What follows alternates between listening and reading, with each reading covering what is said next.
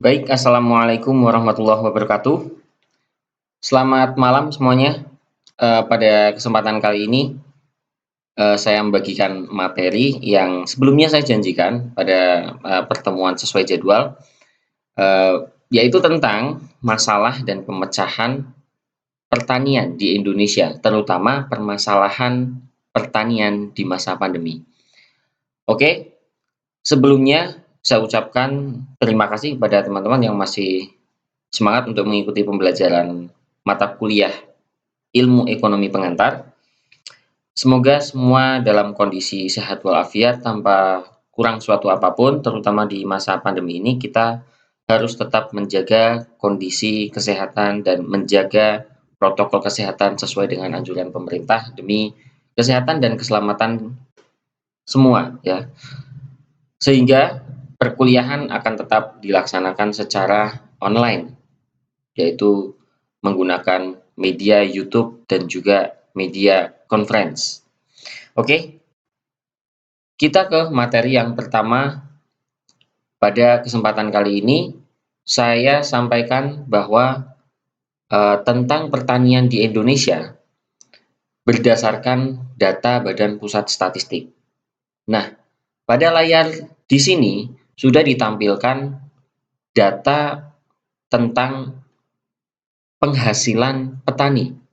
Ya, walaupun di situ disandingkan dengan penghasilan buruh. Penghasilan petani pada tahun 2019 memiliki tren menurun. Nah, penghasilan tersebut adalah upah real. Apa itu upah real? Apa bedanya dengan upah nominal? Karena di sini disebutkan ada upah real, ada upah nominal. Ya. Upah real adalah menggambarkan daya beli dari pendapatan yang diterima buruh atau pekerja. Dalam hal ini buruh tani. Dalam kondisi terkini, upah real cukup mengkhawatirkan karena menunjukkan pergerakan menurun sejak bulan Februari. Ini data tahun 2019 dari CNBC Indonesia. Nah, lalu tahun 2020 di sini pergerakannya meningkat, ya, meningkat secara nominal dari pendapatan 54.000 di bulan Agustus tahun 2019 sampai Agustus tahun 2020 55.000 per hari. Akan tetapi, apakah itu sudah menggambarkan kesejahteraan buruh tani di Indonesia? Belum tentu. Karena penghasilan nominal adalah penghasilan berupa upah yang diterima setiap hari, upah per hari. Meskipun meningkat, akan tetapi apakah daya beli dari pendapatan buruh petani ini meningkat pula? Karena ingat, ada yang namanya penghasilan tersebut digunakan untuk kebutuhan produksi juga, di antaranya untuk ya kepentingan operasional para petani ketika berada di sawah, baik untuk makan minumnya di sana, itu termasuk biaya produksi dalam aktivitas pertanian. Nah, apakah upah ini sudah mampu menutupi itu semua sehingga kalau di tahun 2019 ada data upah real, di tahun 2020 belum ditampakkan upah real. Nah, nanti kita lihat apakah upah realnya meningkat seiring dengan peningkatan upah nominal. Artinya penghasilannya naik, daya belinya juga naik. Kalau penghasilannya naik, daya belinya kok turun, artinya penghasilan tersebut habis untuk keperluan produksi, biaya tinggi.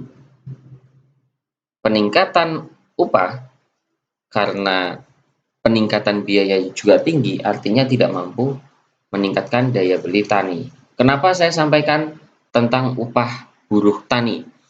Karena salah satu keunggulan di Indonesia sebenarnya adalah faktor sumber daya manusia, yaitu petani. Baik petani yang turun ke sawah atau petani yang memiliki lahan dan mengelola lahan secara menyeluruh. Ya, sehingga gambaran awal ini akan memberikan kita tentang informasi, potensi, dan kesempatan dan juga peluang tentang pertanian di Indonesia. Oke, kita lanjut ke slide selanjutnya.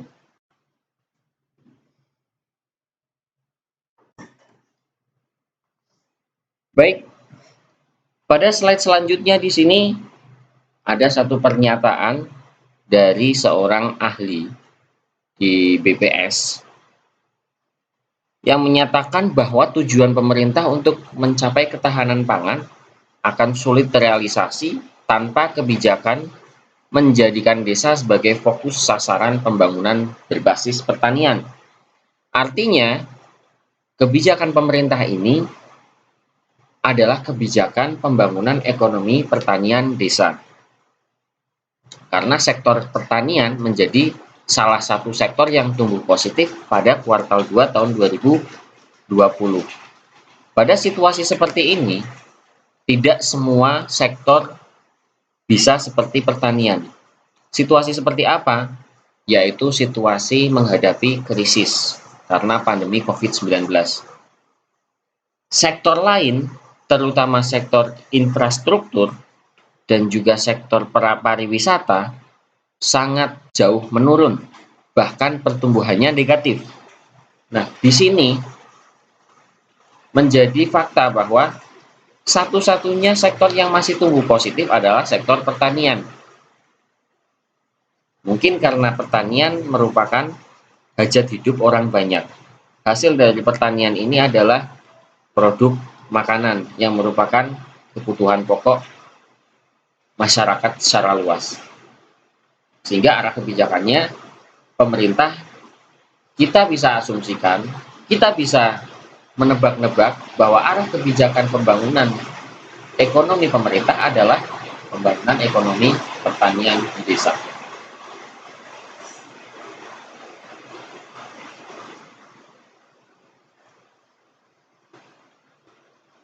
Oke, kemudian apa yang menjadi pertanyaan selanjutnya? Bagaimana pembangunan ekonomi pertanian desa ini diwujudkan dan bagaimana diterapkan dalam strategi nasional? Indonesia memiliki daerah dan pulau yang sangat luas. Tentu menjadi tantangan tersendiri ketika menerapkan kebijakan-kebijakan strategis, terutama kebijakan pertanian. Peluang yang ada dalam sektor pertanian masih sangat luas. Potensi masih sangat luas. Karena wilayah Indonesia juga masih sangat luas. Meskipun dalam waktu yang sama Indonesia kehilangan lahan pertaniannya karena alih fungsi lahan. Hal yang sudah kita bahas pada pertemuan pertama, di mana beberapa daerah kehilangan lahannya karena alih fungsi menjadi perumahan atau pemukiman, ya. Itu masalahnya. Apakah potensi ini bisa kita jaga, bisa kita manfaatkan, atau potensi ini akan hilang dengan ancaman-ancaman tersebut? Kita lihat bersama. Sebelumnya, untuk kita memahami lebih jauh bagaimana strategi itu akan berhasil, katanya pemerintah akan fokus pada pembangunan ekonomi desa, terutama pada pertanian. Maka sebelum kita tahu strateginya seperti apa, mari kita lihat seperti apa karakteristik pertanian di Indonesia dari berbagai sudut pandang. Oke, kita sekarang bicara yang negatif terlebih dahulu.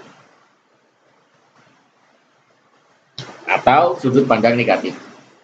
Yang pertama, ada satu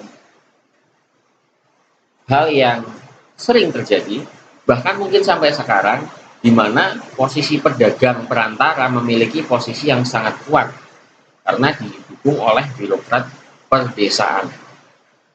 yang juga turut menikmati keuntungan dari mekanisme pasar yang tidak berpihak pada petani. Artinya ini praktek yang tidak patut untuk kita lestarikan. Ini praktek yang harus kita rubah. Kita harus membersihkan hal-hal seperti ini. Ini bahkan bisa termasuk gagalnya distribusi yang merata. Distribusi kesejahteraan petani tidak merata karena hal ini. Distribusi pangan juga bisa jadi nggak merata karena fakta yang pertama ini. Yang kedua, pasar. Pasar pertanian terutama di pedesaan ya. Seluruh pasar, baik lokal, regional maupun ekspor, umumnya telah dikuasai pedagang dengan distribusi pendapatan yang semakin tidak adil bagi produsen di pedesaan. Dikatakan tidak adil kenapa?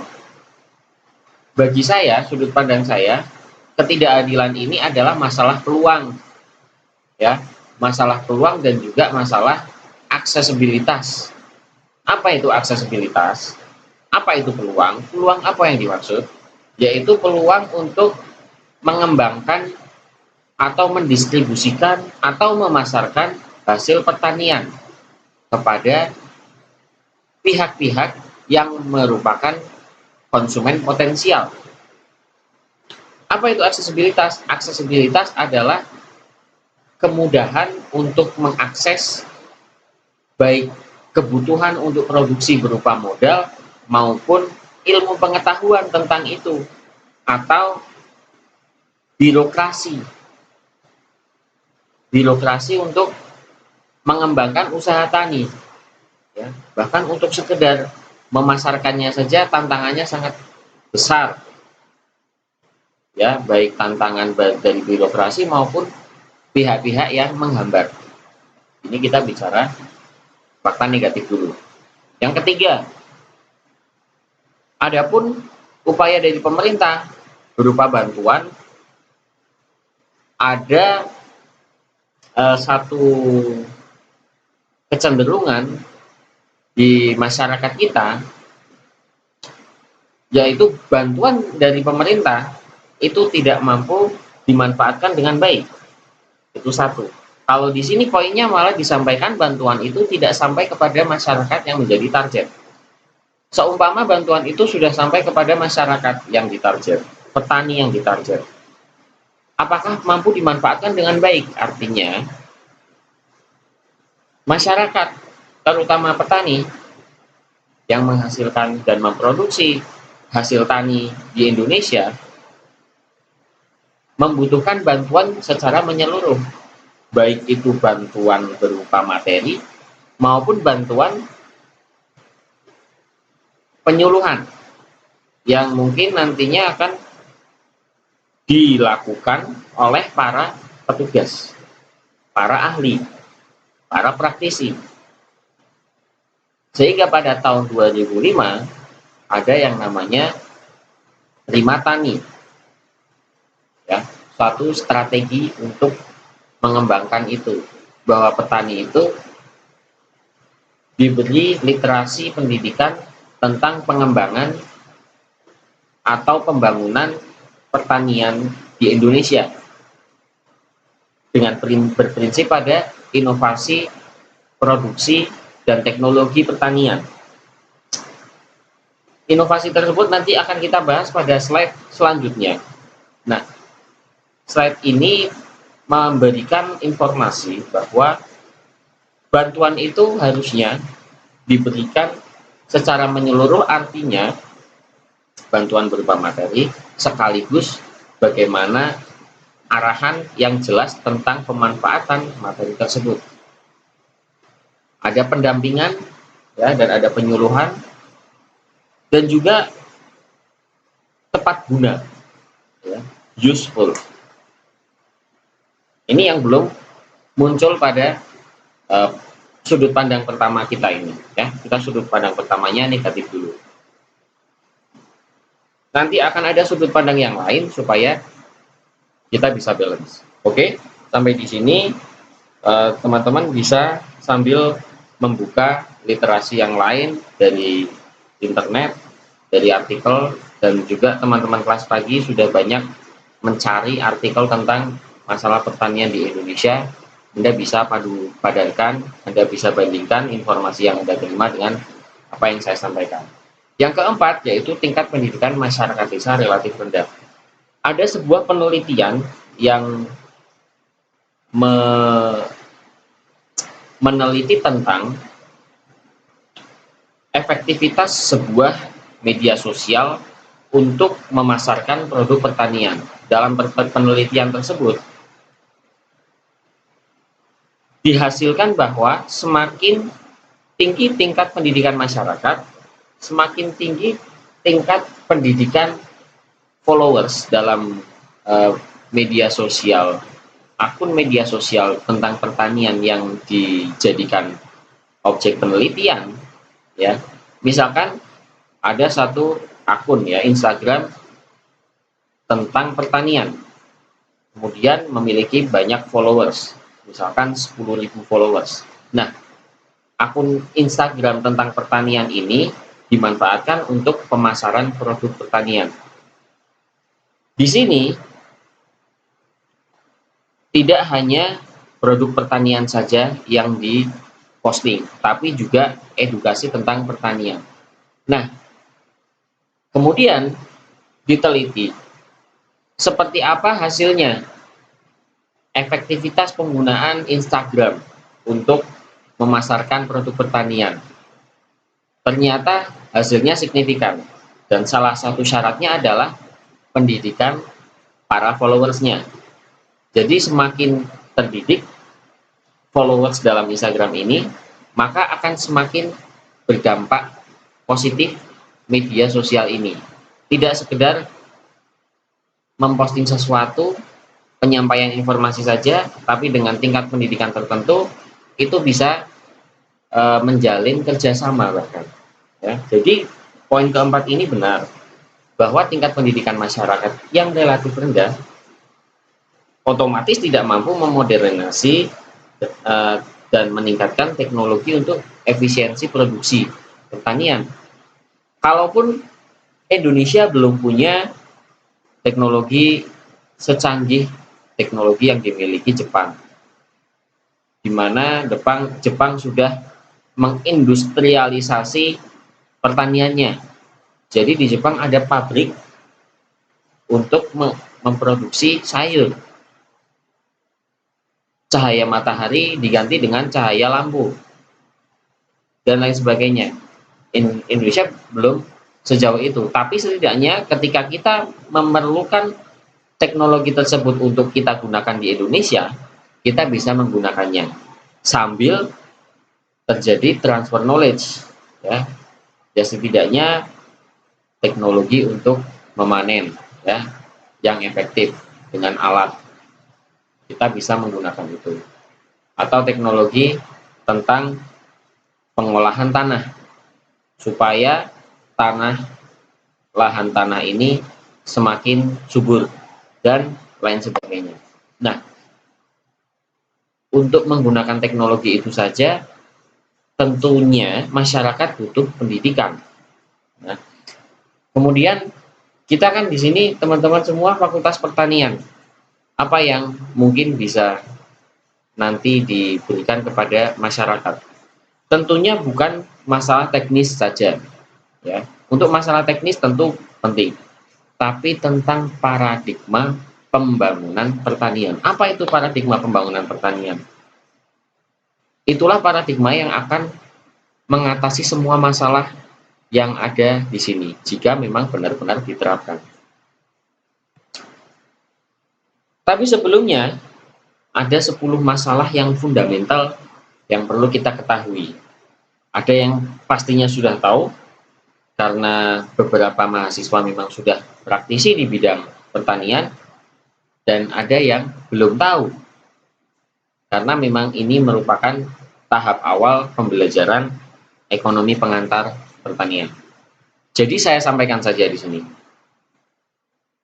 Yang pertama, kerusakan lingkungan dan perubahan iklim global. Yang kedua, ketersediaan infrastruktur dan sarana dan prasarana lahan dan air. Dua masalah pertama ini nanti akan saya berikan penjelasannya lebih lanjut pada slide selanjutnya.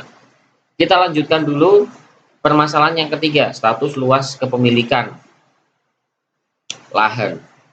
Kepemilikan lahan petani itu tergolong sempit, kurang dari setengah hektar. Ya, di 2050 nanti bisa kurang dari 0,1 hektar. Jika dibandingkan porsi kepemilikan lahan per petani, ini termasuk sempit. Saya cek di artikel terkini juga memang hasilnya seperti itu. Ya, kepemilikan lahannya relatif sempit. Rata-rata kepemilikan lahan memang relatif sempit. Nah, ini jadi masalah. Yang keempat, permodalan dan tingginya suku bunga usaha tani. Sudah menjadi barang rahasia umum. Menjadi petani susahnya adalah ketika memproduksi, saya berbicara petani konvensional ya, yang sampai sekarang masih banyak sekali jumlahnya. Petani konvensional menggarap lahannya dengan cara berhutang. Beli benih dengan cara berhutang. Membeli pupuk dengan cara berhutang. Kemudian menggunakan tenaganya sendiri. Kalau ada teknologi untuk mengolah lahannya, maka menggunakan alat pembajak sawah, mungkin sewa, atau sudah memiliki sendiri, mungkin dengan mengeluarkan biaya bahan bakarnya, atau mungkin masih dengan cangkul sendiri. Kemudian dilakukan penanaman sampai nanti masa panen itu datang, kemudian hasilnya itu dijual kepada pengepul, hasil yang diterima kemudian digunakan untuk membayar hutangnya.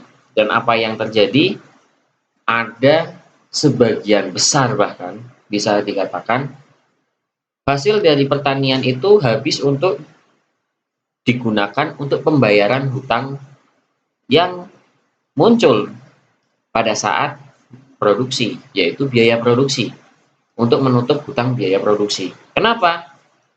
Karena biaya produksi itu dengan cara berhutang akan menimbulkan bunga, tambahan biaya lagi.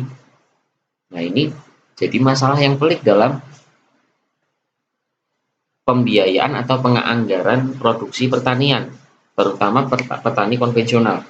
Ya, mungkin petani yang modern sudah ada mitra dan juga teknologi yang mitra dengan perbankan dan lain sebagainya, mitra dengan jaringan yang lebih kuat, masalah itu sudah teratasi. Walaupun saya yakin masih ada masalah permodalan pada petani-petani yang modern.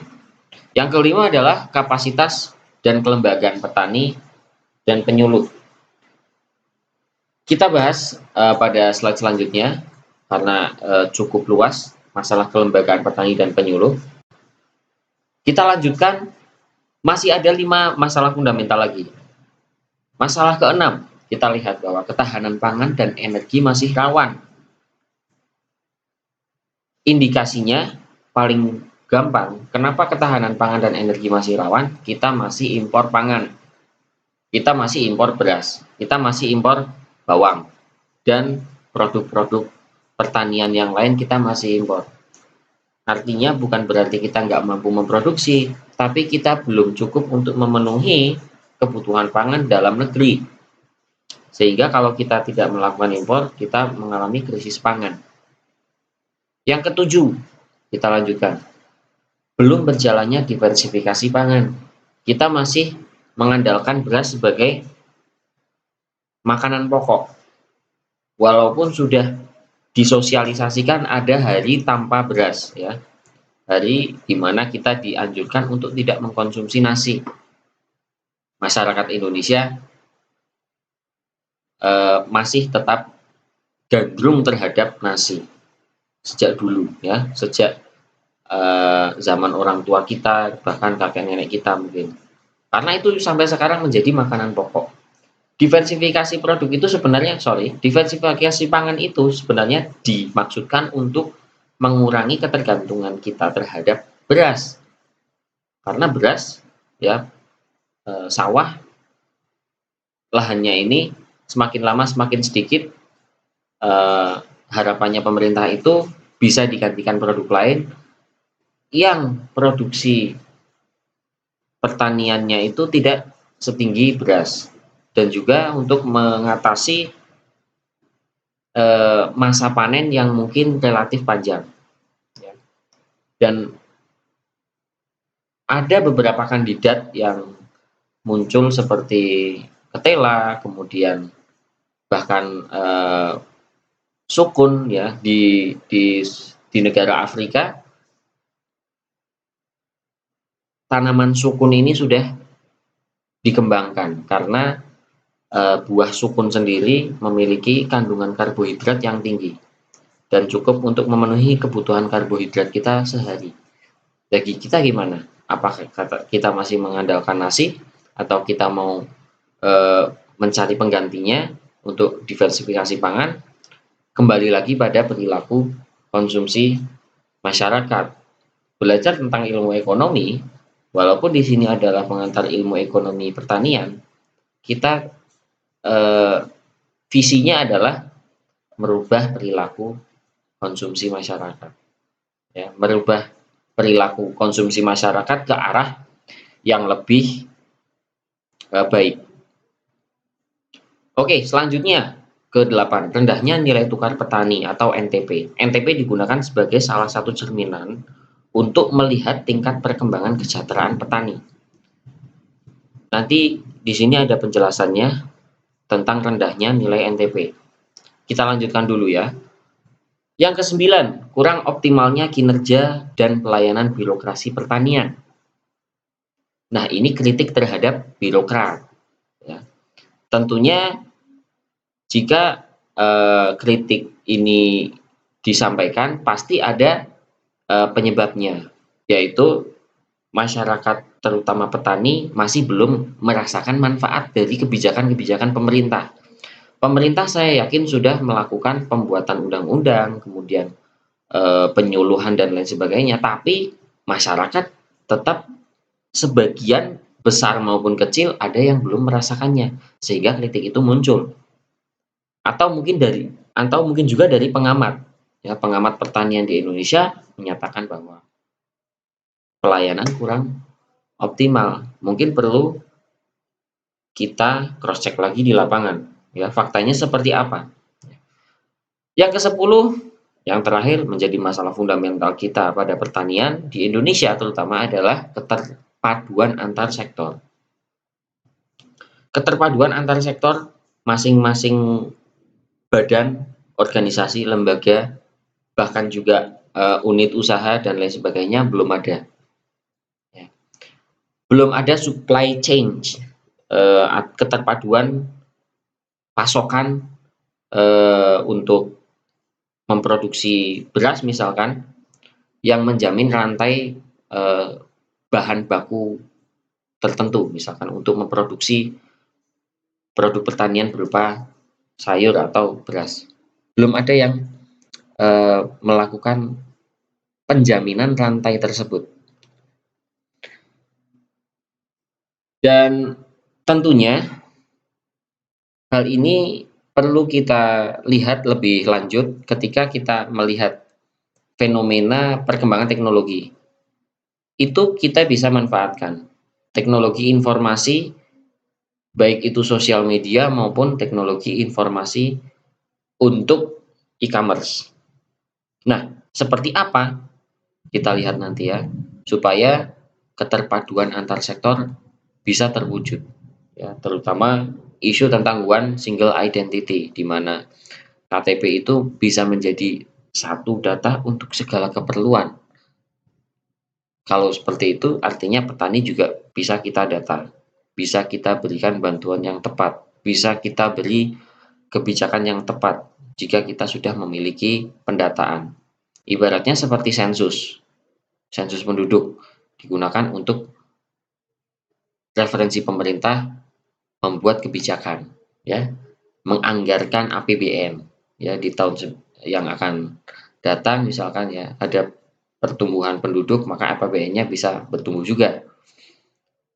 Bahkan ekonomi juga, di sektor ekonomi sudah melakukan sensus ekonomi. Nah, Otomatis harusnya pertanian juga perlu disensus. Masyarakat pertanian dan juga lahan pertaniannya perlu disensus secara akurat ya oleh lembaga dan instansi terkait. Tentunya pasti sudah ada agenda tersebut dan sudah dilaksanakan, tapi kembali lagi, bagaimana impact-nya? Datanya seperti apa? Kita harus cross-check di Badan Pusat Statistik.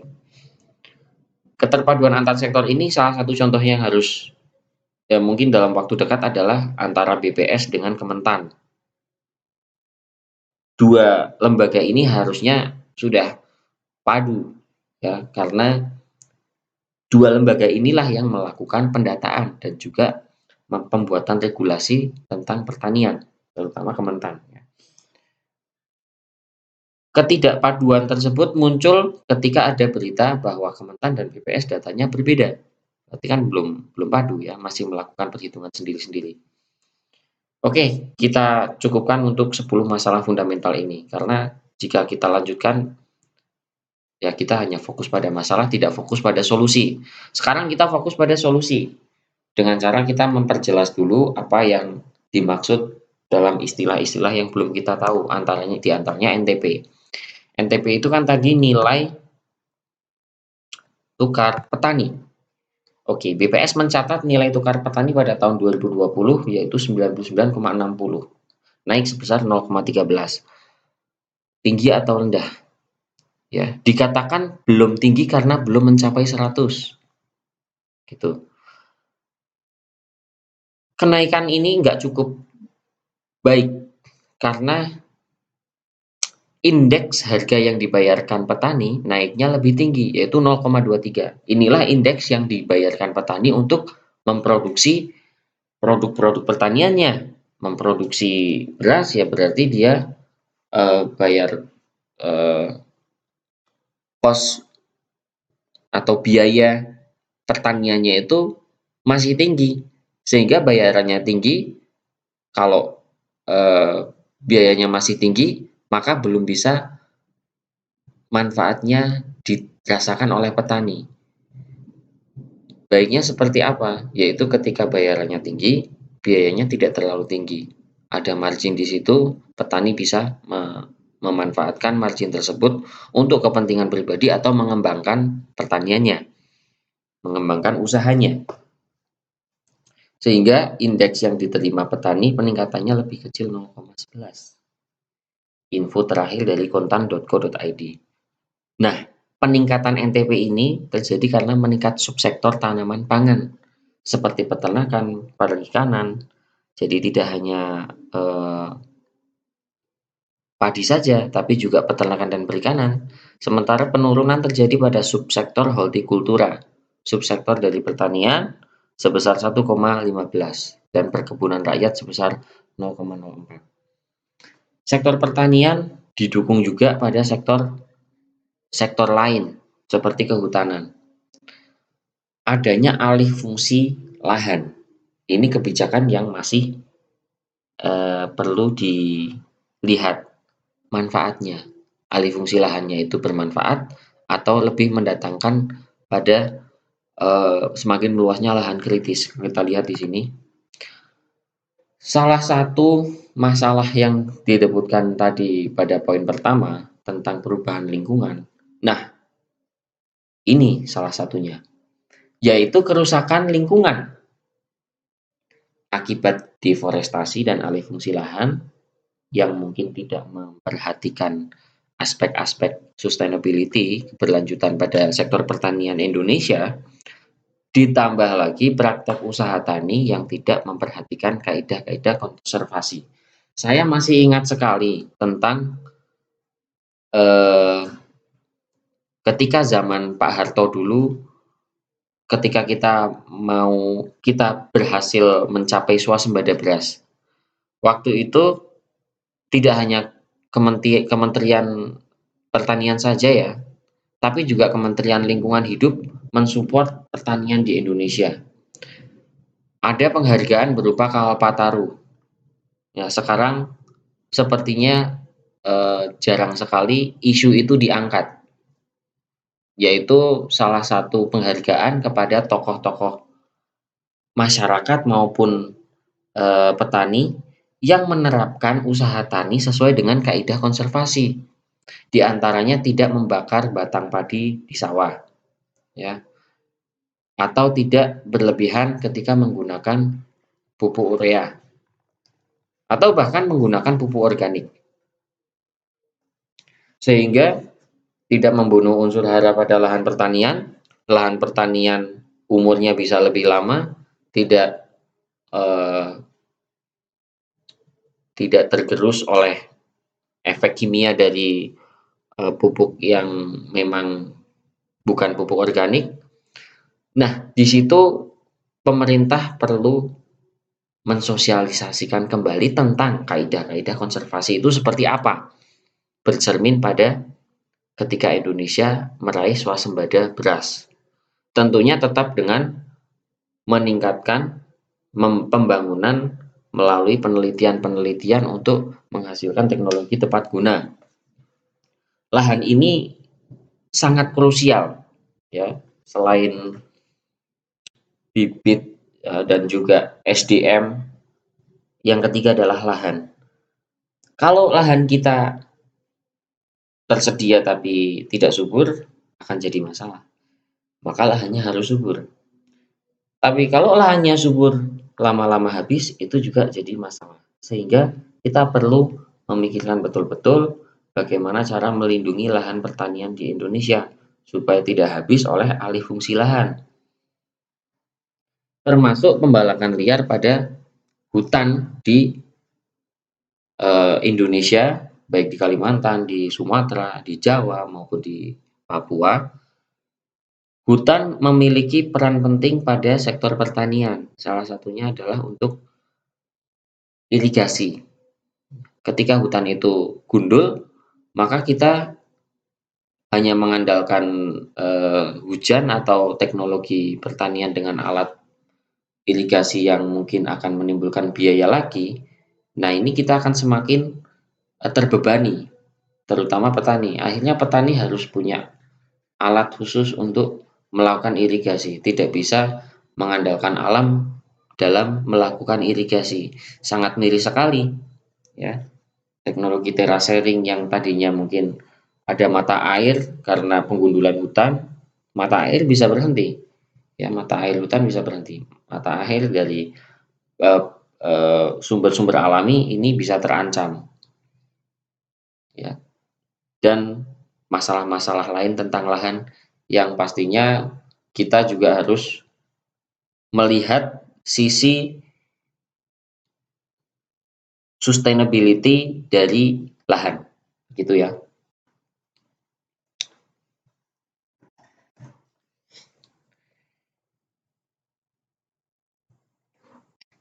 Bayangkan jika lahan ini kita tidak lindungi dengan baik dan kita tidak mengelola dengan baik, ancaman ada di depan mata bahwa 130.000 hektar lahan pertanian hilang setiap tahun. Ini kehilangan lahan yang sangat luas sekali. Sama dengan kehilangan hutan per tahunnya juga Indonesia sangat luas sekali. 2 juta hektar per tahun kalau hutan. Jadi kalau mau melakukan kebijakan yang berfokus pada pertanian di desa, maka stop alih fungsi lahan dulu, stop dulu. Bagaimana cara membangun perekonomian tanpa melakukan pembangunan infrastruktur? Nah, tentunya salah satunya adalah keterpaduan antar sektor tersebut, ya. Membangun bukan berarti infrastruktur saja. Perilaku masyarakat lebih penting untuk dibangun.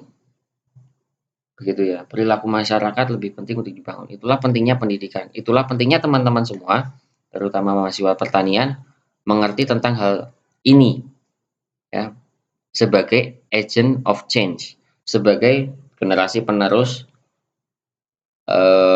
pahlawan pertanian di Indonesia. Saya katakan pahlawan karena pertanian di Indonesia memang butuh ditolong, gitu ya, dan butuh superhero, pahlawan untuk menolong ini. Ini informasi saya peroleh dari katadata.co.id yang merupakan pendapat dari seorang anggota kelompok ahli BNPB, Bapak Sinis Munandar. Saya kira cukup jelas bahwa pentingnya lahan di pertanian tidak bisa dianggap sebelah mata. Ya. Kita sudah bicara masalah dari mulai lahan dan juga beberapa masalah distribusi, supply, dan lain sebagainya. Kita sekarang bicara potensi. Lalu potensi apa saja yang ada di Indonesia di sektor pertanian ini? Masih adakah peluang untuk mengembangkan pertanian di Indonesia? Saya katakan masih sangat besar peluangnya. Lahan potensial masih 5 juta hektar. Lahan yang non potensial lebih besar lagi. Asalkan ada keinginan dari semua pihak untuk menjadikan lahan tersebut lahan pertanian. Mungkin istilahnya kalau tidak salah lahan yang tidur. Yang kedua, potensi selanjutnya adalah tentang sektor pertanian itu memiliki ketahanan kuat terhadap krisis.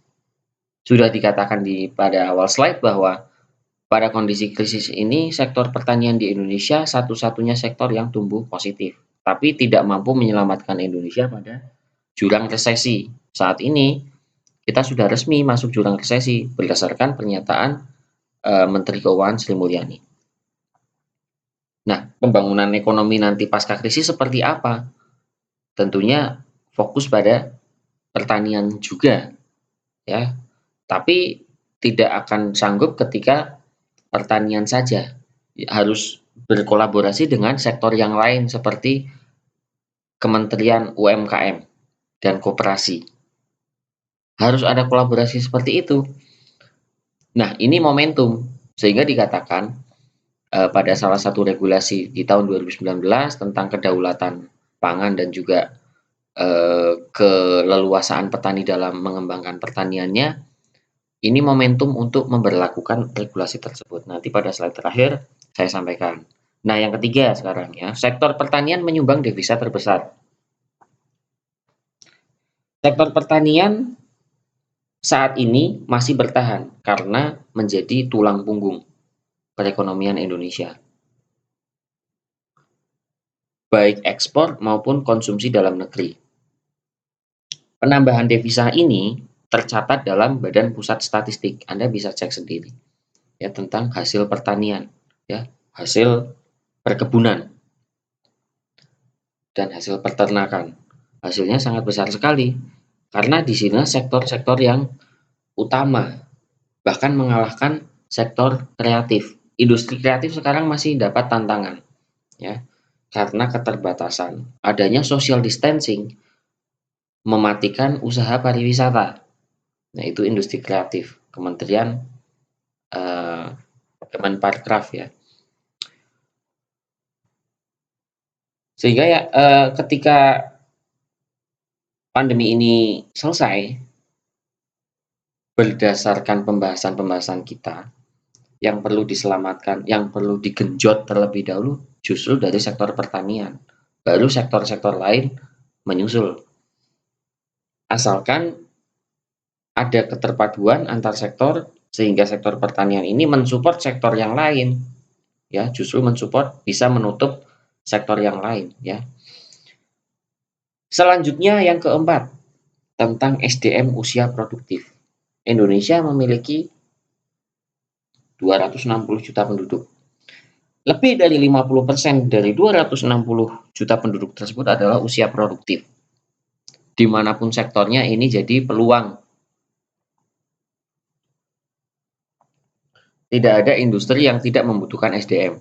Walaupun saat ini berkembang isu industri 4.0, di mana robot bisa menggantikan peran manusia. Tapi peran manusia masih tetap dibutuhkan untuk menjalankan industri. Nyatanya seperti itu. Kalau saat ini banyak sekali pengangguran karena ada pandemi, maka jangan sampai usia produktif yang masih nganggur ini tidak diberikan pertolongan, ya. Jangan sampai usia produktif yang tidak mendapatkan lapangan pekerjaan ini karena pandemi ini, nantinya ketika sudah situasi kembali normal, usia masa pandemi ini menghilangkan potensi-potensi tersebut. Di antaranya karena mungkin ketika pandemi dia alih profesi, atau ketika pandemi dia mungkin mengalami penurunan skillnya dan lain sebagainya. Jangan sampai potensi itu hilang ya, baik potensi skill secara fisik maupun potensi secara pemikiran dan juga potensi-potensi lain ya, yang dibutuhkan untuk dunia profesional. Karena pada dasarnya pertanian pun dikatakan pertanian banyak menggunakan prinsip gotong royong di Indonesia yang masih tradisional. Tapi pada akhirnya kita harus menambahkan unsur profesional dalam pengelolaan tradisional kita supaya mensejahterakan petani ya, supaya mensejahterakan masyarakat, terutama masyarakat kecil ya, supaya terlindungi hak-hak mereka untuk sejahtera. Yang kelima, jaringan pertanian kelompok tani di Indonesia relatif solid. Di antaranya kelompok tani, koperasi, dan juga KUD relatif sangat solid ya, bukan sulit. Ini yang harus disupport pemerintah. Bagaimana caranya? Tidak hanya dengan memberikan bantuan, lagi-lagi seperti itu ya. Kalau dengan memberikan bantuan, maka itu akan mengulangi kesalahan yang sama. Bantuan plus ya, plus uluran tangan untuk menjalankan industri ini kembali, menjadikan industri pertanian sebagai tulang punggung ekonomi nasional melalui kearifan lokal. Karena koperasi tani itu terbentuk dari swadaya masyarakat dengan prinsip gotong royong. Kita memiliki keunggulan itu, kita memiliki potensi itu, dan itu menjadi hal yang positif bagi pertanian di Indonesia. Bisa saja negara lain tidak memiliki potensi seperti itu ya. Kearifan lokal di Indonesia yang menjunjung tinggi gotong royong. Kearifan lokal yang masih kental di Indonesia salah satunya misalkan tradisi. Masih ada tradisi sedekah bumi ya, masih ada tradisi semacam itu untuk bersyukur ketika panen datang, ketika mau mulai menanam. Kearifan lokal di situ perlu kita jadikan nilai positif, kita jadikan competitive advantage istilahnya ya, keunggulan kompetitif. Bahkan ketika ada tradisi tersebut, kita bisa kolaborasi atau perpaduan antara Kementerian Pertanian dengan pariwisata, karena tradisi tersebut menjadi hiburan tersendiri, pertunjukan tersendiri. Seperti di Spanyol ada perang tomat ya, di daerah lain, di negara lain ada perang jeruk, tapi kita tidak usah tiru karena itu tradisinya berbeda ya. Kalau kita melakukan hal seperti itu malah justru tidak sesuai dengan tradisi kita. Kita contoh saja, di situ ada tradisi yang mengundang massa, mengundang pariwisata. Itu semua kalau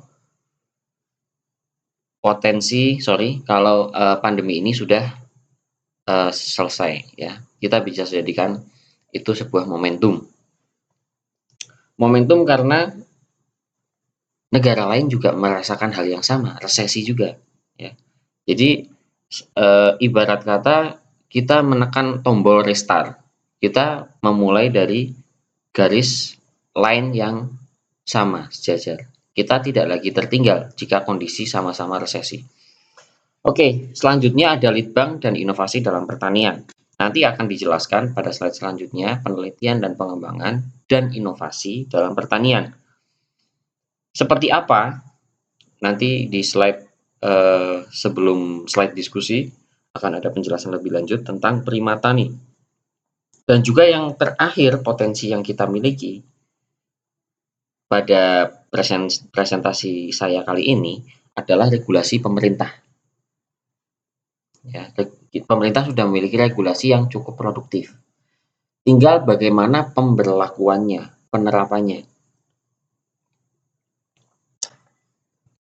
Oke, sekarang kita bahas dulu tentang potensi-potensi di atas tadi ya. Salah satunya potensi adanya jaringan berdasarkan prinsip gotong royong yang ada pada lembaga tradisional di Indonesia.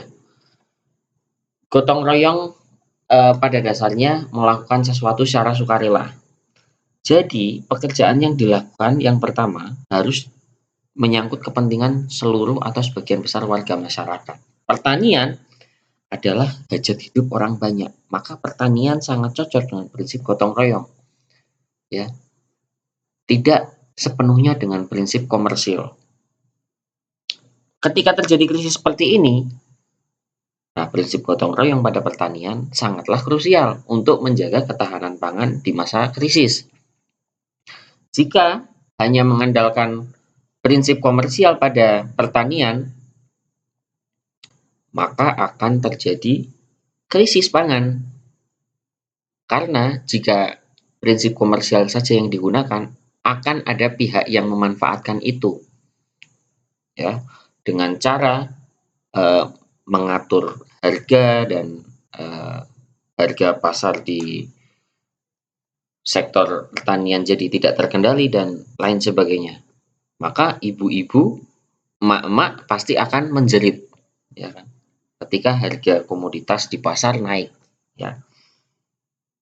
Oke, selanjutnya pekerjaan yang bersangkutan merupakan proyek desa setempat dan tidak dibiayai oleh pemerintah pusat atau daerah. Prinsip gotong royong ini adalah tujuannya untuk menuju swasembada. Bisa mewujudkan kemandirian ekonomi, kemandirian masyarakat, tidak mengandalkan APBD, tidak mengandalkan APBN dalam mengurus satu proyek bersama. Ya. Bahkan proyek bersama ini bisa menjadi percontohan buat pemerintah. Dan di Indonesia masih sangat banyak sekali kearifan lokal ini kita temukan di berbagai daerah. Ya. Dan tugas Anda adalah untuk mencari contoh-contoh tersebut pada nanti slide diskusi. Yang ketiga, pekerjaan yang bersangkutan biasanya sangat penting. Lagi-lagi ya, dan harus diselesaikan dengan cepat. Misalnya karena menyangkut hajat hidup orang banyak, bahkan seluruh warga desa. Ya, di sini yang perlu kita sorot adalah keterjaminan kehidupan petani.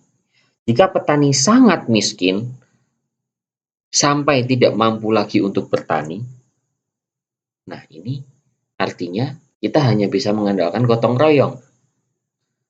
Masyarakat sekitar, kemudian mungkin perangkat desa, harus sangat memperhatikan petani yang kondisinya seperti ini. Karena mereka adalah para pahlawan sektor pertanian di Indonesia. Nasi tidak akan sampai pada hidangan di meja makan jika tidak ada petani. Yang 70% petani adalah masyarakat menengah ke bawah. Atau saya katakan 70% petani adalah masyarakat kurang mampu. Dan faktanya adalah seperti itu. Ya. Bagaimana kita berkontribusi menyadarkan masyarakat tentang hal itu. Dan kita sendiri jika punya lingkungan yang seperti itu, maka kita harus turun tangan untuk membantu kepentingan tersebut. Jangan sampai ada petani yang hidupnya sangat-sangat kekurangan sehingga tidak mampu melanjutkan pertanian. Sayangnya banyak terjadi hal itu di sekitar kita, bahkan di Kota Pekalongan dan sekitarnya, di mana lahan pertanian berubah menjadi lahan untuk memproduksi bata sekarang. sangat miris karena masa panennya tidak sepanjang tahun. Ketika tidak produktif untuk bertani, lahannya berubah menjadi produksi bata. Tentunya sangat mengurangi produktivitas lahan jika lahan tersebut berubah fungsi, walaupun sementara. Baik, selanjutnya, warga masyarakat yang ikut mengerjakan pekerjaan tersebut tidak mendapatkan upah. Nah, di sini pentingnya saling menjaga dan saling berbagi.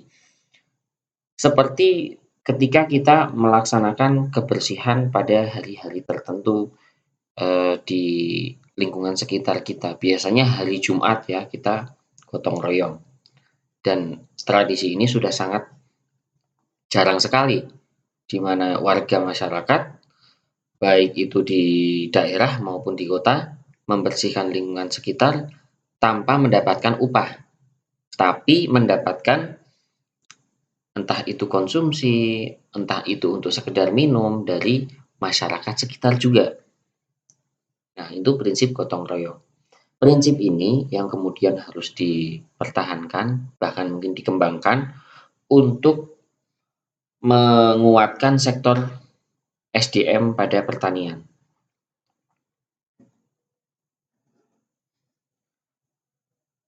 Kita sudah membahas tentang gotong royong, apalagi yang perlu kita bahas?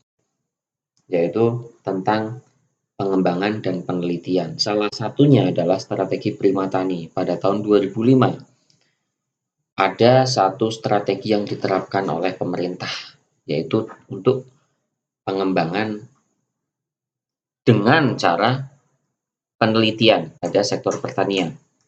Oke, sektor pertanian strategi Primatani ini adalah satu program advokasi dan sosialisasi yang dilaksanakan untuk memobilisasi dukungan dari pengambilan kebijakan masyarakat dan juga menghasilkan teknologi, menghasilkan inovasi dalam sektor pertanian supaya produksi dalam pertanian lebih efektif dan efisien. Hal ini merupakan paradigma baru dari paradigma sebelumnya. Apa paradigma sebelumnya?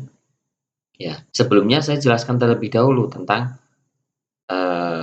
gambar yang ada di bawah ini.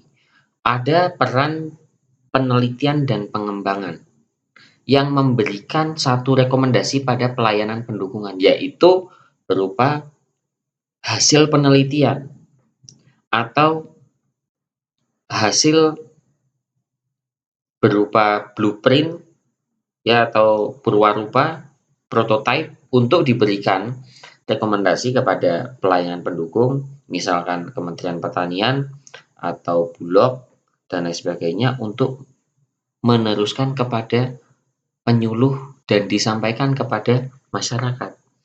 Untuk menyambungkan semua itu dibantu juga oleh praktisi agribisnis. Tujuannya adalah untuk menambah jaringan bisnis yang ada pada bisnis pertanian ini. Sehingga di sini strategi Primatani ini adalah satu strategi yang diterapkan pada suatu usaha atau bisnis pertanian atau yang sering disebut dengan agribisnis. Inilah salah satu konsep agribisnis dan merupakan paradigma baru. Karena di situ melibatkan praktisi. Ya, artinya melibatkan profesional. Tidak hanya pemerintah saja. Oke. Nah, seperti ini Primatani ketika kita lihat sebagai paradigma penelitian dalam pertanian. Dari paradigma lama ke paradigma yang baru. Paradigma lamanya seperti apa? Paradigma lama yaitu penelitian untuk pengembangan. Target dari penelitian paradigma lama ini adalah menghasilkan inovasi teknologi memang dan juga publikasi jurnal. Namun dengan paradigma tersebut, dengan orientasi tersebut, Hasil dari penelitian ini tidak sesuai dengan yang diharapkan, yaitu teknologi di luar kebutuhan, ya, yang bisa dikatakan tidak langsung bisa digunakan, tidak langsung bisa diterapkan. Nah, ini sangat jauh dari tujuan awal swasembada pertanian. Paradigma lama ini, oke, paradigma lama ini akhirnya hanya menghasilkan publikasi yang banyak, publikasi-publikasi penelitian. Yang mana hal itu sebenarnya bagus, tapi kurang berdampak secara langsung. Sehingga pemerintah mengambil langkah yang lebih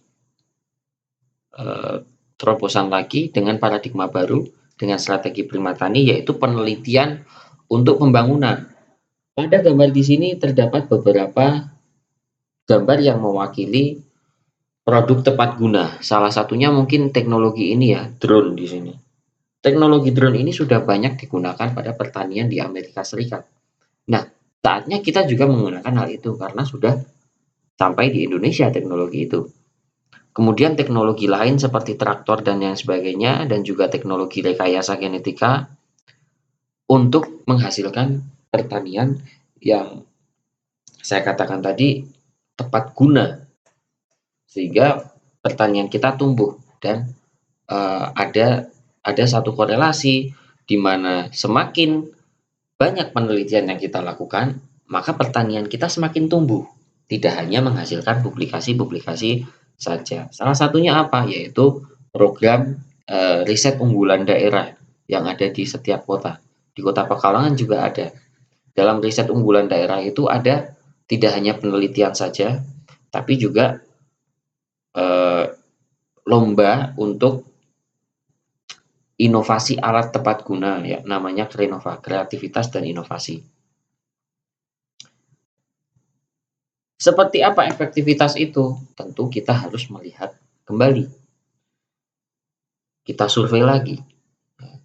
Nah, itulah yang namanya sustainability dalam penelitian pertanian.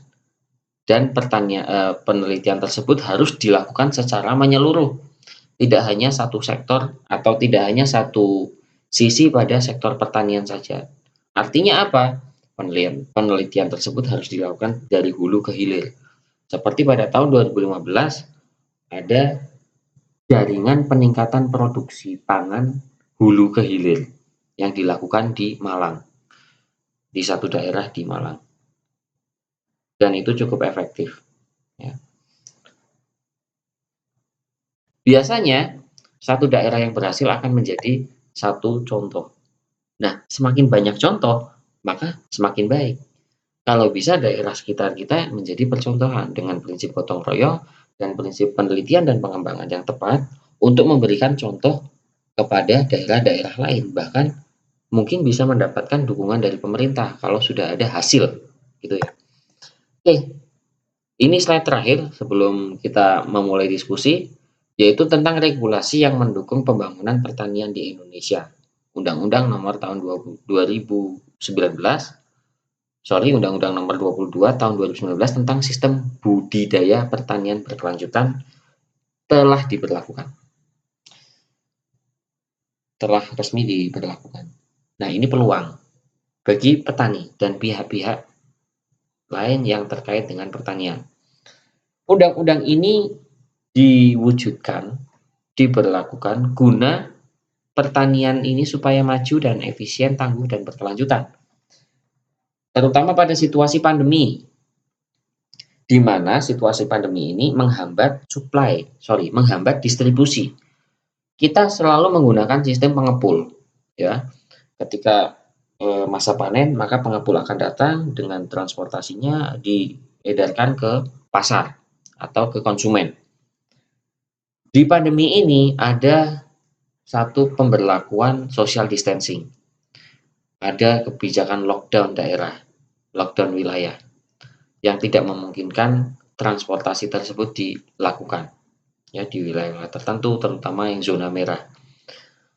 Nah, ini menjadi masalah ya, di mana kita mengandalkan transportasi karena dengan sistem pengepul ini ini bisa mengganggu ketahanan pangan dan mengganggu distribusi pangan.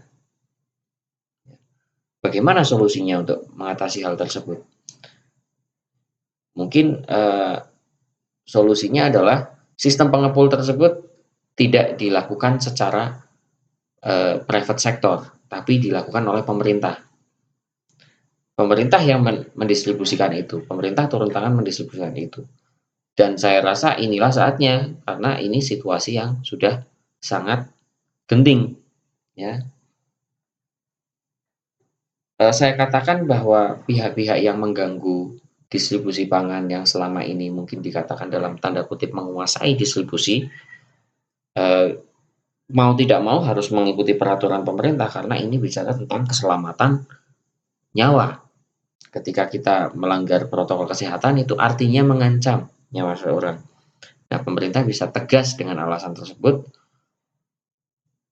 kalau memang kita ingin memanfaatkan momentum ini, ya, di mana petani didukung dengan regulasi, didukung dengan aksesibilitas, didukung dengan literasi, dan juga rekomendasi-rekomendasi yang tepat dari hasil penelitian dari Primatani. Dan masih ada banyak sekali penelitian tentang pertanian. Saya mungkin bisa berikan contohnya, di antaranya ini ya. Nah, yang penelitian yang menguji efek Instagram pada keputusan pembelian sayur organik. Ini yang tadi saya katakan, semakin tinggi pendidikan followersnya, maka dia akan semakin paham tentang manfaat dari Instagram. Ya. Karena pada akun sosial media ini tidak hanya memberikan pelayanan penjualan saja, tapi juga memberikan edukasi tentang sayur organik, bagaimana cara memproduksinya, apa gizi yang ada di dalamnya, bagaimana produksinya, supaya tetap higienis dan bisa dikonsumsi dengan aman. Masih dan banyak lagi penelitian-penelitian yang terkait dengan hal itu. Dan yang terakhir saya sampaikan di sini, tugas atau menjadi bahan diskusi selanjutnya. Ada 5 pertanyaan yang harus Anda jawab dengan argumentasi yang logis dan pendapat yang otentik, tidak mengulangi tulisan yang sudah ada baik di koran, di TV maupun di media internet. Saya kira itu mungkin materi tidak perlu saya bagikan karena sudah ada di YouTube. Terima kasih atas perhatiannya. Selamat belajar dan mendiskusikan hal ini. Jika ada pertanyaan, silahkan bisa ditanyakan di grup. Mohon maaf apabila ada kekurangan dan keterlambatan dalam penyampaian materi. Semoga bermanfaat untuk malam ini. Wassalamualaikum warahmatullahi wabarakatuh.